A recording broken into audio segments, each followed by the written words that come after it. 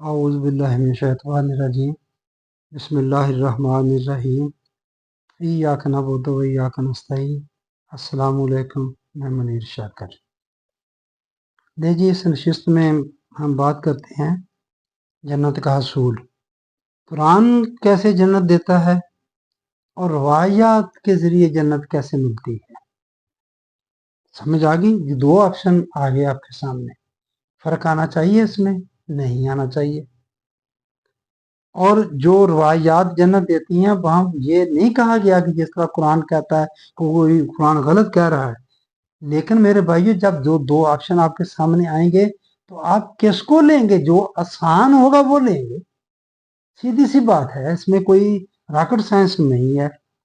میں عرض کرتا ہوں کہ یہ ہاں، اور اسی طرح ہم نے ہر بستی میں وہاں کے رئیسوں ہی کو جرائم کا مرتکب بنایا۔ کو بات ایک ہو رہی تھی، حوالہ نہیں دے سکا تھا، بعد میں بتا دیا تھا کہ جو عمرہ تھے، ہاں کہ دین جو جب بھی آیا وہاں سب سے پہلے غریبوں نے دین کو قبول کیا، کیونکہ غریبوں کے مفادات کا وہ تحفظ کرتا تھا، ان کے حقوق کی بات کرتا تھا۔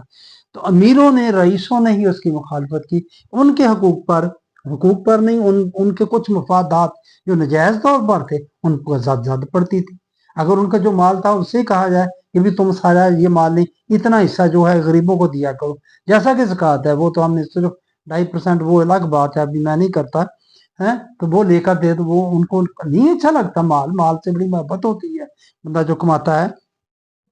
تو یہ آیت ہے سورۃ انعام کی 123، اور ہم نے ہر بستی میں وہاں کے رئیسوں ہی کو جرائم کا مرتکب بنایا، وہی مرتکب تھے، جرائم کرتے تھے۔ یہ 123 نمبر انعام کی آیت ہے۔ اور ہم نے جب بھی کسی بستی میں کوئی ڈر سنانے والا بھیجا، یعنی کوئی پیغمبر نبی رسول بھیجا، تو وہاں کے امیروں نے ہی اس کی مخالفت کی۔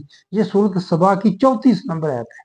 آپ دیکھ رہے، دو ٹوک بات کرتے، کسی بھی بستی میں جب بھی کسی نبی کو بھیجا ڈر سنانے والا، تو اس کی مخالفت سب سے پہلے کس نے کی؟ وہاں کے امیروں نے۔ انبیاء کرام علیہ السلام آتے ہی اس لیے رہے کہ غریبوں، مظلوموں اور معاشرے کے پسے ہوئے لوگوں کو ظالموں جابروں کے پنجہ استبداد سے چھڑائیں۔ یہ ہے، یہ آیت کبریٰ موسیٰ علیہ السلام کو دی، سورۃ طٰہٰ کی 24 نمبر۔ تو اس کا مطلب یہی ہے، موسیٰ علیہ السلام کو بھیجا ہی اس لیے گیا تھا کہ بنی اسرائیل کو غلامی سے چھڑانا ہے۔ یہ جو فرعون ظالم بن گیا، بہت سرکشی اس کی بڑھ گئی تھی، حد سے زیادہ بڑھ گئی تھی، تو وہ اللہ تعالیٰ نے اس کو یہ چیز دکھائی کہ یہ کام تو نے کرنا ہے، اس کے خلاف یہ کام، یہ ہے دکھانے کا مطلب یہی تھا، مطلب کہ فرعون کے خلاف تو نے، یہ تیرا کام ڈیوٹی ہے، ان کو غلامی، ان لوگوں کو آزادی دلانی ہے۔ اس لیے پہلے ہر نبی کے گرد غربا ہی اکٹھے ہوئے، خود ہر نبی نے، کیونکہ ہر نبی نے غربا کے حقوق کی ہی بات کی، جس سے یقیناً عمرہ کے مفاد پر زد پڑتی تھی، اسی لیے وہ انبیاء کرام کی مخالفت کرتے تھے۔ نبی صلی اللہ علیہ وآلہ وسلم کے گرد بھی غربا ہی اکٹھے ہوئے، اور عمرہ قریش یہ مطالبہ کرتے رہے کہ ان کو اپنی مجلس سے ہٹائیں۔ قرآن نے کئی مقام پر نبی صلی اللہ علیہ وآلہ وسلم کو ایسا کرنے سے منع فرمایا کہ ان کو الگ نہیں کرنا۔ سورۃ عباسہ میں وہ آپ واقعہ بیان کرتے ہیں، وہاں بھی کچھ خرابی ہے، میں کوئی واقعہ بات آئی تو بیان کروں گا، تیوری چڑھائی کہ آپ نے ایسا کیا۔ وہ یہ کرنے والا جو تھا بندہ، وہ نبی اکرم صلی اللہ علیہ وآلہ وسلم نہیں تھے، وہ اس مجلس میں جو بیٹھے تھے محل قریش، وہ تھا بندہ، اس نے تیوری چڑھائی اور منہ پھیرا، منہ کیا کہ اس بندے کا عمل تھا، وہ ضمیر اس کی طرف جاتی تھی۔ میں گرامر کو زیادہ نہیں جانتا، لیکن میں نے ایک جگہ آرٹیکل پڑھا تو آپ دیکھیں وہ اس چیز کی بھی تائید کرتی تھی کہ اگر قرآن پاک میں ہے کہ ہم نے آپ کو اعلیٰ اخلاق پر پیدا کیا ہے، نبی اکرم صلی اللہ علیہ وآلہ وسلم، غالباً سورہ قلم کی آیت ہے، تو وہ آیت دیکھ لیں اور پھر آباسہ دیکھ لیں۔ آباسہ میں بالکل اخلاق سے ہٹ کے بات ہے، آپ نے ماتھے پر بال چڑھائے، منہ پھیرا ایک نبی کی طرف، اور ادھر آیت کہہ رہی ہے کہ ہم نے آپ کو اعلیٰ اخلاق پر پیدا کیا۔ یہ اس کا مطلب وہ جو تیوری چڑھائی ہے، منہ پھیرا ہے، وہ نبی اکرم صلی اللہ علیہ وآلہ وسلم نہیں تھے، وہ جو مجلس میں اہل قریش بیٹھے تھے سردار، ان میں سے بندہ تھا۔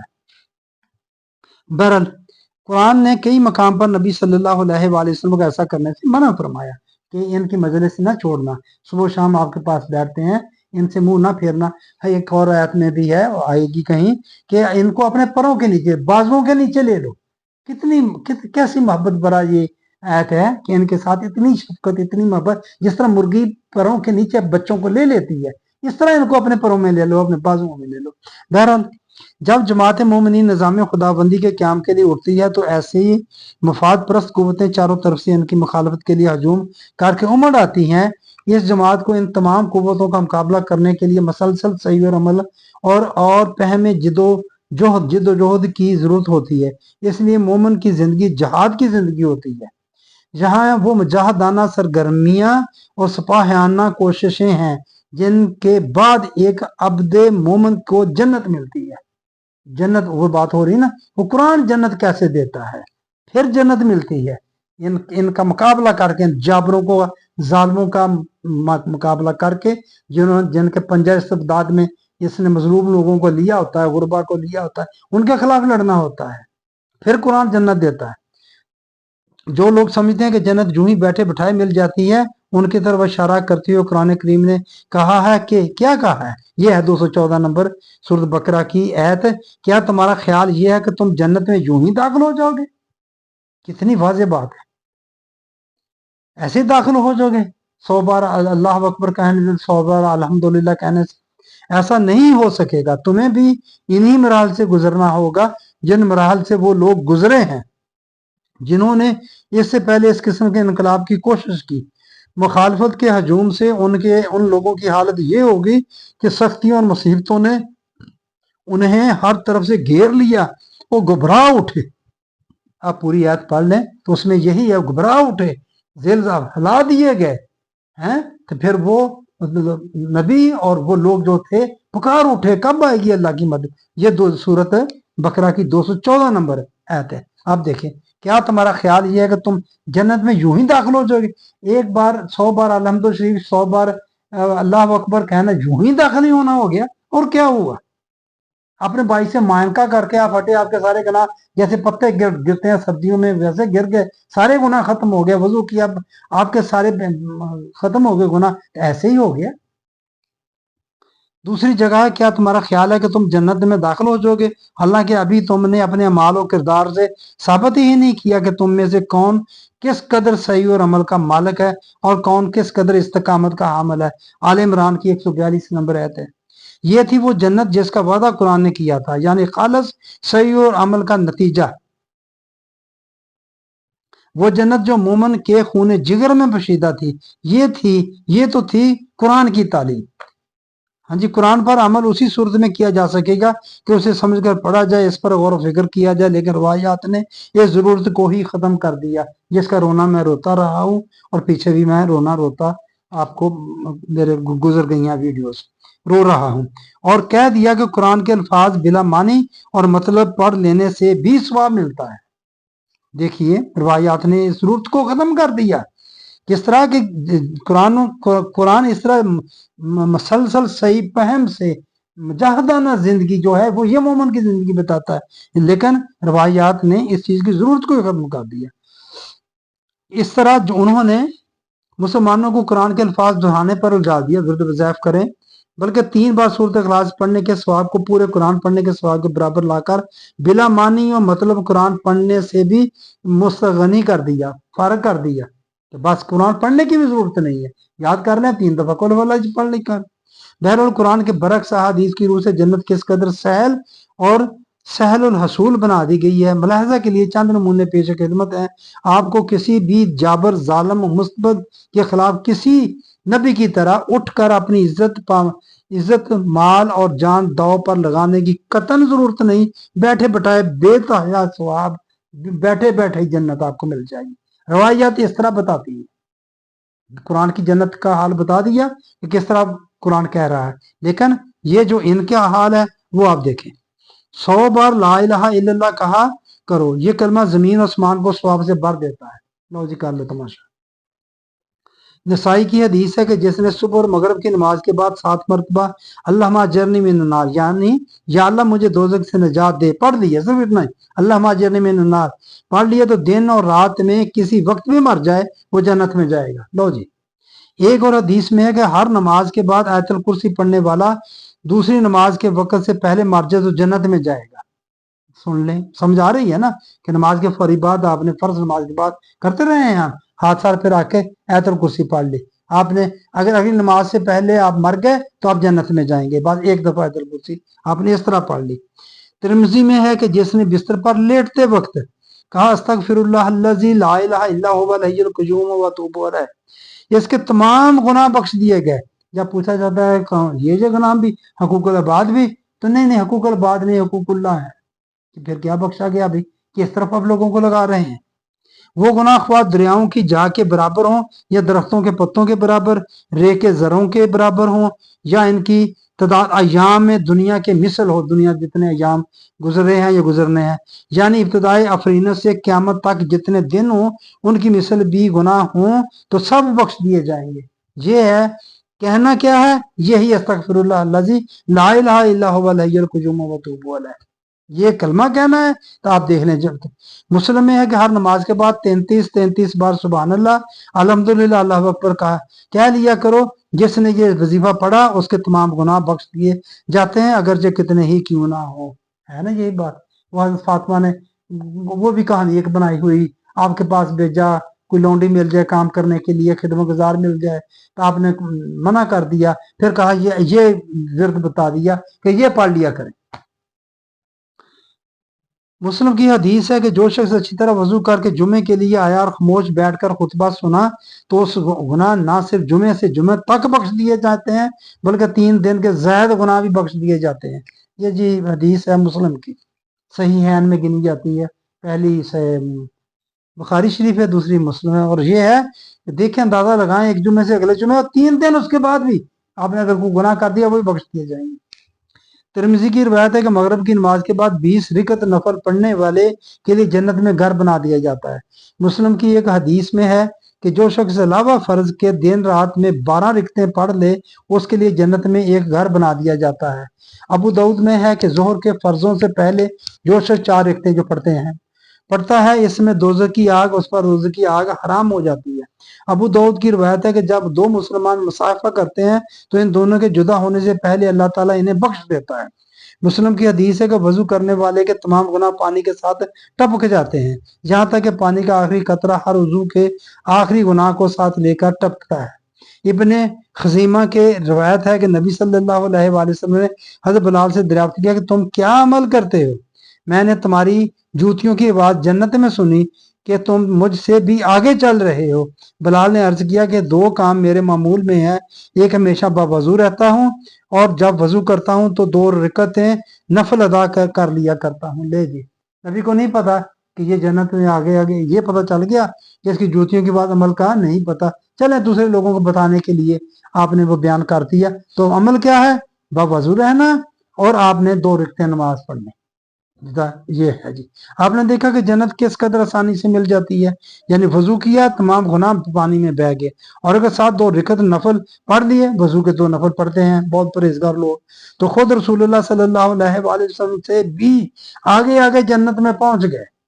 دیکھا قرآن کے دین کی خاطر اپنی جان، مال اور عزت وغیرہ دو پر لگانے کی کیا ضرورت ہے، مقصد تو جنت کا حصول ہے۔ یہ اور بہت کچھ 7 سطح کی کتابیں ایسی باتوں سے بھری پڑی ہیں۔ دیکھا دین اسلام کو کس طرح پٹڑی سے اتار کر مذہب میں بدل گیا، یہ ہے مذہب۔ اگر کوئی سمجھ آئے کہ دین کیا ہے، جو قرآن بتا رہا ہے وہ دین ہے، جو یہ روایات بتا رہی ہیں یہ مذہب ہے۔ ایسا کرنے والوں کی کیا نشاندہی مشکل ہے؟ پتہ نہیں چل رہا آپ کو مذہب والے کون ہیں اور مذہب کی تبلیغ کرنے والے کون ہیں، مذہب کو آگے بڑھانے والے کون ہیں، اس کی ترویج کرنے والے نہیں صاف نظر آتے ہیں۔ بس میرے بھائیوں، ایسی روایات پر بات کرنے والے منکر حدیث ہیں، یہ کہا جاتا ہے نا دارا اسلام سے خارج ہے ایک حدیث، جس نے منکر کیا وہ خارج ہے۔ حضور صلی اللہ علیہ وآلہ وسلم کی شان کم کرنا چاہتے ہیں یہ لوگ، ظاہر روایات کو جو شک کی نظر سے دیکھتے ہیں یا اس کو قرآن کے برابر نہیں کہتے، وہ حضور کی شان، بھائی کیا جو شان آئی روایات میں تو بیان ہوئی ہے، قرآن نے وہ شان نہیں بیان کی آپ کی، کون سی شان ہے اس کی؟ नबी अकरम सल्लल्लाहु अलैहि वसल्लम की वो कौन सी शान है? यहाँ मैं सवाल पूछता हूँ, जो रवायात में तो आई है। अगर आप अपने रवायात को रद्द कर दिया तो इसका मतलब वो शान भी साथ खत्म होगी। तो कुरान में वो नहीं है, रवायात में है। कोई है ऐसी बात? अगर ऐसी बात है तो फिर ये तो तजाद हो गया। अल्लाह अकबर, ये जिब्राइल लेकर आए हदीसों को, जिब्राइल लेकर, ये कहते हैं ना ये गैर मतलब वही है, क्योंकि इसलिए भी बंदा काफिर हो जाता है। ये कुरान की मिसल है, इनकी भी कुरान की तरह हिफाजत हुई है। ये कुरान पर काजी हैं, हम नमूसे रसालत के लिए तन मन धन लुटा देंगे, करते हैं ना ये बातें। अब तो सर तन से जुदा, गुस्ताखे रसूल की एक ही सजा, सर तन से जुदा। लगा दे फतवा, किसी पर लगा दे, ये हदीसों का मुनकर है, ये मजहब का मुनकर है, ये ऐसी बातें करता है। लोग जोशीले जब उसी वक्त जन्नत हासिल कर लेंगे, मगर हजूर सल्लल्लाहु अलैहि वसल्लम की इज्जत पर आरोप नहीं आने देंगे। हम इन मुनकरान हदीस का डट कर मुकाबला करेंगे। ये नारे हैं उनके, इस तरह के ये नारे लगाते हैं। मेरे भाइयों, ये आलम है, आप खुद देख लें। आपके सामने मैं दोनों पहलू रख रही, वही दो ऑप्शन आपके सामने रख रही, कौन सा लेंगे आप? किसे अडॉप्ट करेंगे आप? फिर कुरान पसे पुष्ट चला गया या नहीं चला गया? आप बताएं। हज़रत उमर रजी अल्लाह ताला अन्हु जो फरमाते थे कि कुरान इस तरह पसे पुष्ट चला जाएगा, उससे तवज्जो हटकर आपकी तवज्जो हदीस पर मुर्तकिज हो जाएगी। तो आप बताइए मेरे भाइयों, मैं कोई ऐसी बात छुपी हुई तो नहीं कर रहा, मुशाहिदा सामने है आपके। कुरान इस तरह जन्नत देता है, वो मैंने आपको बता दी है। वो नहीं कहता कि तुम ऐसे ही जन्नत में दाखिल हो जाओगे। और जो रवायात हैं वो आपको, तो किस पर तवज्जो होगी ज्यादा हमारी? किस पर तवज्जो होगी मेरे भाई? रवायात पर होगी, और हो गई है, वो हो चुका है। जो जिसका डर था उमर रजी अल्लाह तआला अन्हु को। हाँ, इकबाल के चंद शेर से मुताबिकत रखते हुए बड़े शानदार अल्फाज व मानी में तफावत नहीं, लेकिन फर्क नहीं, एक जैसी चीज है। बुल्ला की अज़ा और मजाहद की अज़ा और, बात तो जन्नत लेनी है। कुरान भी जन्नत की बात करता है, रवायात भी जन्नत की बात करती हैं। अल्फाज व मानी में तफावत नहीं, लेकिन बुल्ला की अज़ा और मुजाहद की अज़ा और, परवाज है दोनों की इसी एक फजा में। करगस का जहां और है, शही का जहां और। तू मेरी नजर में काफिर, मैं तेरी नजर में काफिर। तेरा दीन नफ्स शुमारी, गिनती करना, गिन गिन के रखना है, तस्बीहात इतनी कर ली, इतने करोड़, इतने करोड़। तेरा दीन नफ्स शुमारी, मेरा दीन नफ्स गदारी। ये अल्लामा इकबाल फरमाते हैं, तू मेरी नजर में काफिर, मैं तेरी नजर में काफिर। कितने कैसा खूबसूरत शेर अल्लामा इकबाल ने बयान फरमाया। तू मेरी नजर में काफिर, मैं तेरी नजर में काफिर। तेरा दीन नफ्स शुमारी, मेरा दीन नफ्स गदारी। आप देखें किस तरह बदल गया है, किस तरह दीन को पटड़ी से उतार के हमने मजहब बना दिया। अंग्रेजी तो वो तो रिलीजन कहते हैं, वो तो इसी को कहते हैं। ये ज़ाब्ता हयात है पूरी, आपकी ज़िंदगी इसके मुताबिक आपने चलानी है। हम भी पूरी ज़िंदगी चलाते हैं, उसमें दुआएं सिखाते हैं। एक कदम उठाने पर जो दायां उठाया, बायां उठाया, आपके सामने है सारा कुछ। हमने उसको सारे का सारा रसूमात बेमानी किस्म की वो हमने बना दिया दीन को, वो कर रहे हैं, जिसका मैं जिक्र कर चुका हूँ। उसके लिए आपको ना खित्ते की ज़रूरत है, ना आपको खिलाफत की ज़रूरत है, किसी हुकूमत की ज़रूरत है। इसलिए धड़ल्ले से कहते हैं ये तबलीगी जमात वाले, ये दावत इस्लामी वाले, ये तंजीमें, खैर वो तो बगैर इलेक्शन के वो भी ऐसी बात करते हैं कि सियासत में नहीं। हमारा सियासत से कोई तल्लुक नहीं, सियासत अलग चीज़ है दीन से। जुदा हो दीन सियासत से तो रह जाती है चंगेजी। दीन के अंदर सियासत भी है। सियासत क्या है ना पता, यही बात है ना, पता नहीं, इल्म नहीं, कोशिश नहीं करनी। सियासत इन गंदे सियासतदानों को देख के लोगों ने कहा हम ये सियासत भी खारिज है, हमारा इससे कोई ताल्लुक नहीं। हाल ये दीनदार लोग, दावत तबलीगी जमात वाले और दावत इस्लामी वाले दीनदार लोग उन गंदे लोगों को देख के कहते हैं कि हमारा सियासत से कोई ताल्लुक नहीं। सियासत दीन से अलग है चीज। हजरत उस्मान गनी, हजरत अबू बकर सिद्दीक, उमर, उस्मान, अली रजी अल्लाह अन्हुम ने ये सियासत नहीं की। अमूर सल्तनत को चलाने का नाम सियासत है, इसको कहते हैं कि आपने कितने आसान तरीके से चलाना है इसको। उसका जो इल्म डील करता है इस चीज को, उसको सियासियात कहते हैं। जो पढ़ाई जाती है यूनिवर्सिटी में, एमए करते हैं लोग, ये मास्टर करते हैं। सियासियात इतनी अहम चीज है, अमूर सल्तनत को चलाने का इल्म है। ये धड़ल्ले से कहते हैं ये इनका दीन है, इनके दीन में सियासत आराम है, सियासत नहीं करनी हमने। इकबाल कहता है जुदा हो दी सियासत से तो रह जाती है चंगेजी, पीछे चंगेजी बचती है। تو بس میرے بھائیوں دیکھ لیں آپ کے سامنے یہ بات ہی میں نے رکھنی تھی کہ جنت کا حصول ہے، بات اتنی ہے کہ قرآن جنت کیسے دیتا ہے اور روایات جنت کیسے دیتی ہیں، اور آپ کس چیز کو چوز کریں گے۔ یہ دو چیزیں آپ کے سامنے آپشن کے طور پر اگر رکھ دی جائے تو آپ کس کو لیں گے؟ لا مال آپ روایات کو لیں گے، تو پھر توجہ ہوگی نا مرتکز، جس کا حضرت عمر رضی اللہ تعالیٰ عنہ کو ڈر تھا کہ یہ کتاب اللہ پر سے پشت چلی جائے گی اور تو جو ساری آپ کی اقوال پر چلی جائے گی، اور یہ آسانی کا راستہ ہم نے یہ لے لیا اور نکال لیا ہے اس کا۔ بس میرے بھائیوں یہ بات آپ کے سامنے رکھنا چاہتا تھا غور و فکر کے لیے ہیں، اور کریں۔ میں عرض کرتا ہوں یہاں تو میں بازار واضح سوال نہیں کیا، لیکن میں ایک سوالی کی حیثیت سے کرتا ہوں۔ میں یہ کہتا ہوں کہ یہ کام بدعت کا کام تھا، کیوں اس کو دین کو اس کو اٹھا کے ہم نے قرآن کے برابر کر دیا ہے۔ اگر نہیں تو آپ بتا دیں بدعت کی ڈیفینیشن کیا ہے اور یہ کس طرح سے بدعت نہیں بنتی۔ قرآن کی مثل کر دیا ہم نے، اس قرآن کے برابر اس کو کر دیا، دین کے اساس اس کو بنا دیا، اس نے حجت قرار دے دیا۔ ان چیزوں کو جو میں نے آپ کے سامنے بیان کی ہیں، جو کتاب کو پس پشت ڈالتی ہیں، یہ نہیں کہتے کہ قرآن کو چھوڑ دو، قرآن خود بھی خود چھوٹ جاتا ہے۔ کیسا عمل ہے، کہنے کی ضرورت ہی نہیں پڑتی، خود بھی خود چھوٹ جاتا ہے آپ سے، قرآن کا دامن چھوٹ جاتا ہے، قرآن تو کوئی ضرورت ہی نہیں رہتی اس کی۔ بس میرے بھائیوں یہ بات میں آپ کے سامنے عرض کرنا چاہتا تھا۔ اچھی لگی آپ کو تو پلیز آپ میرے چینل کو سبسکرائب کر دیا کریں، لائک کر دیا کریں، شیئر کر دیا کریں، کمنٹس کر دیا کریں، مجھے نشاندہی کر دیا کریں میری باتوں کی کہ میں جو بات غلط کرتا ہوں بتا دیا کریں میرے بھائی، کچھ نہ کچھ تو کمنٹس کر دیا کریں۔ میں بھی قابل اصلاح ہوں، میں بھی طالب علم ہوں، میں بھی حاصل کرنا چاہتا ہوں، کوئی میں پرفیکٹ بندہ تو بالکل ہی عالم تو بالکل ہی نہیں ہوں، میرا کوئی دعویٰ ہی نہیں ہے ایسا کہ میں خدا کر سکوں۔ میں اپنی الجھنیں ہی آپ کے سامنے رکھتا ہوں، اپنے سوال ہی آپ لوگوں کے سامنے رکھتا ہوں، کو مجھے بھی رہنمائی مل جائے۔ آپ کی مہربانی۔ السلام علیکم ورحمۃ اللہ۔